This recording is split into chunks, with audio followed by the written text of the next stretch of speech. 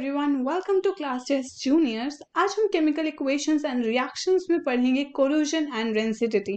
So let's get started.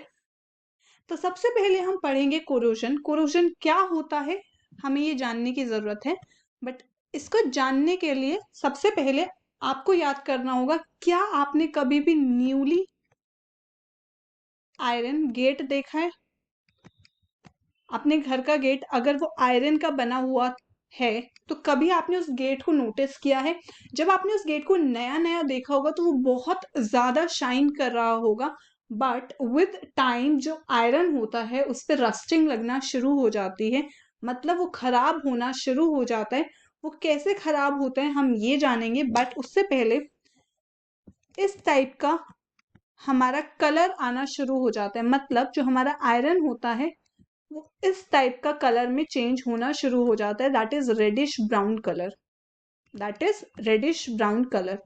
इस type के colour में ये चेंज होना शुरू हो जाता है। आपके घर के आयरन गेट की हालत इतनी ज्यादा गंदी नहीं होगी, बट अगर आपने नोटिस किया हो बहुत सारी कार्स, जो बहुत पुरानी कार्स होती है जो गैराज में पड़ी रहती है, उनकी हालत ऐसी होनी शुरू हो जाती है, या फिर ब्रिजेस की हालत ऐसी होनी शुरू हो जाती है, या फिर रेलिंग्स की हालत ऐसी होनी शुरू हो जाती है विद टाइम। अब ऐसी हालत ब्रिजेस या फिर रेलिंग्स या फिर कार्स की क्यों होती है हमें ये पढ़ना है, बट इससे पहले हमें ये समझने की जरूरत भी है कि अभी अभी मैंने बताया कि ब्रिजेस वगैरह में भी कोरोजन होते हैं, जिसकी वजह से हमारे बहुत सारे पैसे हर साल वेस्ट हो जाते। आपने बहुत बार सुना होगा कि ब्रिजेस गिर जाते हैं। ब्रिजेस का गिरने का रीजन भी कोरोजन होता है। अब सबसे पहले आयरन आर्टिकल्स जो होते हैं शाइनी होते हैं जब न्यू होते हैं, but get coated with a reddish brown powder when left for some time. अब ऐसा नहीं है सम टाइम मतलब एक दो घंटा या फिर एक दो महीना, सम टाइम मतलब काफी साल बाद ये प्रोसेस होना शुरू होता है। अब ये प्रोसेस क्यों होता है उसे जानने से पहले हमें जानना होगा इस प्रोसेस को कहते क्या है। ये जो आर्टिकल्स है आयरन के, ये जब शाइन होते हैं, मतलब नए नए जब ये शाइनी होते हैं, तो ऐसा क्या हो जाता है कि ये रस्टी ब्राउन हो जाते हैं? ऐसा क्या होता है, बट इस प्रोसेस को हम रस्टिंग ऑफ आयरन बोलते हैं। इस प्रोसेस को हम क्या कहते हैं? Rusting of iron. एंड सिर्फ आयरन के साथ ये प्रोसेस नहीं होता है, कॉपर सिल्वर के साथ भी ये प्रोसेस होता है, बहुत सारे अदर मेटल्स के साथ भी ये प्रोसेस होता है।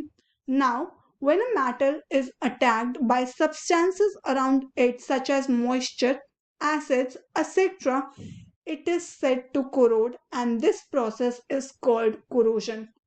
Now this is the exact define of corrosion कि जब एक मेटल को इन टाइप के सब्सटेंसेस अटैक करते हैं, मतलब मॉइस्चर अटैक करता है उसको या एसिड अटैक करता है उसको, तो हमारे जो मेटल होते हैं वो कोरोड होना शुरू हो जाते हैं। वो कुछ इस तरीके के होने शुरू हो जाते हैं, that is reddish brown colour उनमें आना शुरू हो जाता है, और इस प्रोसेस को हम कोरोजन कहते हैं। Now the black coating on silver and the green coating on copper are other example of corrosion.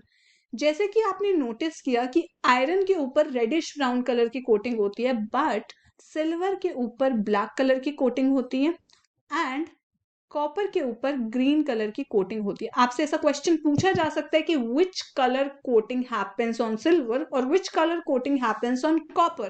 तो आपको पता होना चाहिए कि कॉपर पे किस टाइप की कोटिंग होती है, सिल्वर पे किस टाइप की कोटिंग होती है, आयरन पर किस टाइप की कोटिंग होती है। Let's revise again what is corrosion.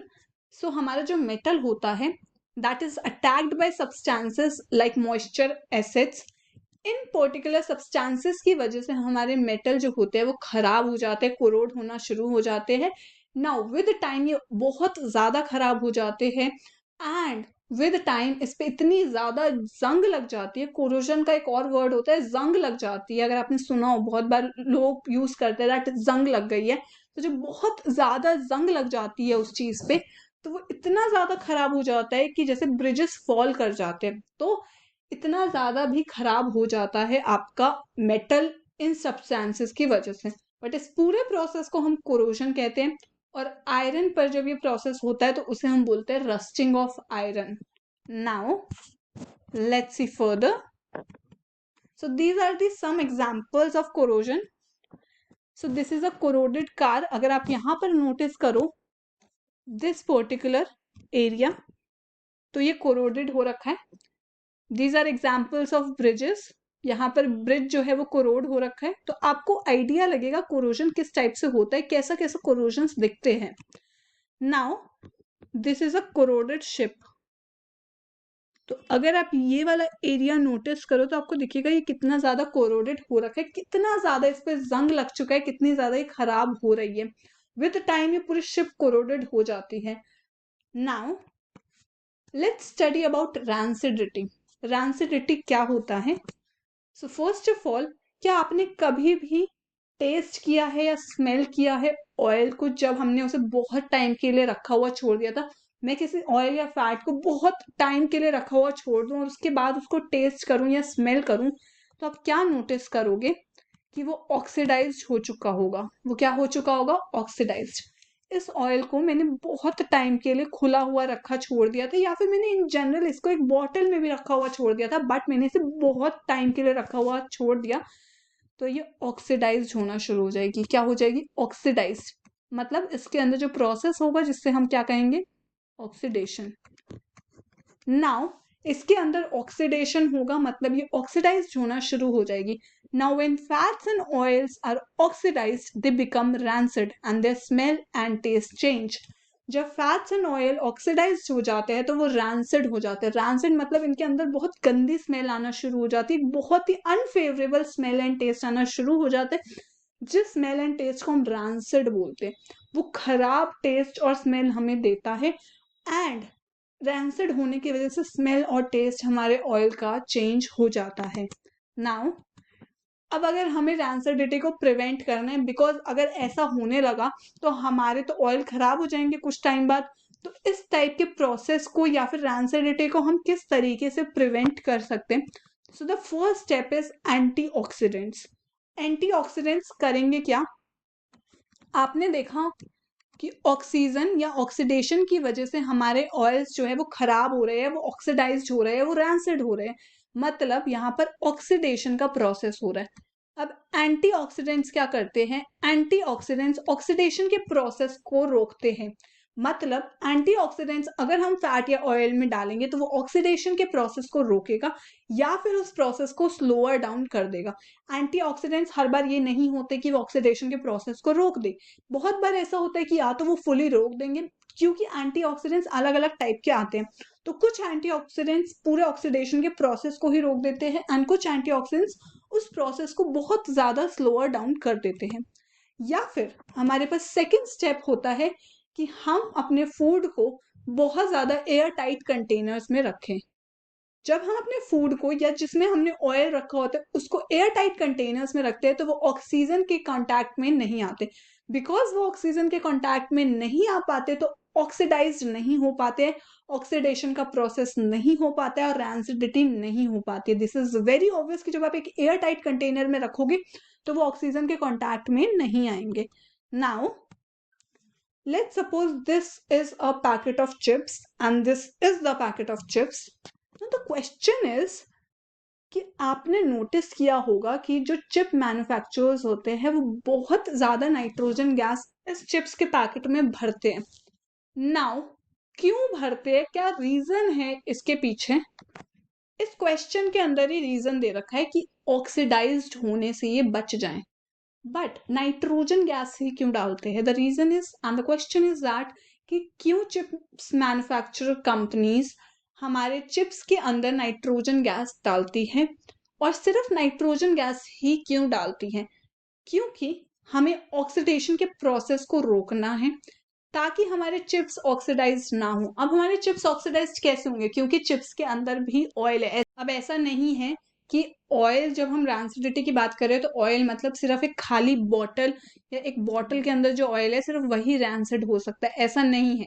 हमारे जो चिप्स के अंदर जो हमारे चिप्स बने हुए हैं वो ऑयल से बने हुए हैं, तो इसका मतलब जो हमारे चिप्स के अंदर ऑयल है वो भी रैंसिड हो सकता है। अब हम इसके अंदर नाइट्रोजन गैस क्यों डालते हैं? इसका रीजन क्या है? अगर हम अपने चिप्स के अंदर ऑक्सीजन डाल देंगे, मतलब अपने चिप्स के पैकेट के अंदर ऑक्सीजन डाल देंगे, तो हमें पता है कि ऑक्सीजन बहुत ज्यादा रिएक्टिव है। We know that oxygen is highly reactive gas. Because वो हाईली रिएक्टिव गैस है, वो हमारे ऑयल के कांटेक्ट में आएगी और उसे रैंसिड बना देगी। बेसिकली हमारे बैग में, जो चिप्स का बैग होता है, उसके अंदर हमारा एयर नहीं होता है, ना ही उसके अंदर हम ऑक्सीजन डालते हैं। बिकॉज अगर एयर डालेंगे, एयर के अंदर भी हमारा ऑक्सीजन है, ऑक्सीजन डालते ही बेसिकली रैंसिडिटी हो जाएगी। हम नाइट्रोजन क्यों डालते हैं? Because nitrogen is not reactive, is very unreactive compound, जिसकी वजह से ये रैंसिडिटी के प्रोसेस को प्रिवेंट करता है। बिकॉज ये गैस अनरिएक्टिव होती है तो हमारा ऑक्सीडेशन का प्रोसेस नहीं होता है। Apart from that, nitrogen is also an antioxidant. Because nitrogen एक एंटीऑक्सीडेंट है, it also prevents the chips from getting oxidised. And with this हमने रैंसिडिटी एंड कोरोजन का कॉन्सेप्ट समझ लिया है बहुत अच्छे से डिटेल में। अब आपका काम है इस पूरे कॉन्सेप्ट को दोबारा से रिवाइज करना, क्वेश्चंस प्रैक्टिस करना, जो जो क्वेश्चंस मैंने आपको बताए हैं इनकी रीजनिंग वापस से समझना एंड अपने नोट्स प्रिपेयर करना। एंड अगर आपको वीडियो पसंद आया हो तो प्लीज वीडियो को लाइक कीजिएगा and thank you for watching the video.